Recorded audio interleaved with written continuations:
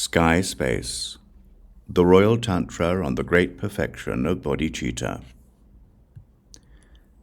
Even our lust, hatred, and stupidity are, for some reason, the essence of the three bodies. This is why the dominion of thusness, without being empowered, is primordially the holy dominion of the Dharma. We use a playfulness toward this self-originating dominion to join the sky to the things that we desire, and in a pleasure that comes from itself, we may make anything into our own playfulness.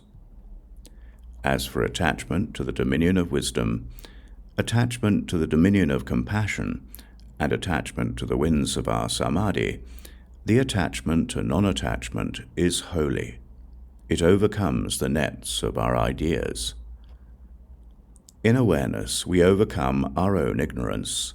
We also work to contrive an equanimity about what we have intentionally overcome. Then we abide in the experience of a great peace.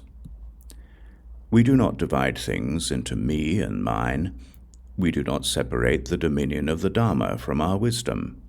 We do not divide our equanimous settling into any objects. Our samaya is to enter the river. We abide in the rivers of a view that is genuinely high, and a samadhi that is not distracted. We are not moved by a mountain of ideas. We are endowed with the resolve of wisdom. The dominion of the Dharma does not take things in or hold on to them. Our view is beyond any position or class. Our samadhi does not enter our ideas. As for this, it is the jealousy of the Mahayana. Our awareness does not drift away from this river. We do not drift away from the dominion of wisdom. When no one is distracted within their own equanimity, we live within the river of the Dharma. Our own minds are the Dharmakāya. We enjoy the totality of the three doors of our felt experience. Meaningless manifests within what is sure.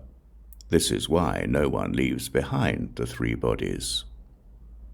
This is why there are some who will train in this. The doors for our training are infinite. It is sure that they are brought together here. It is sure. It is sure that we must train in this.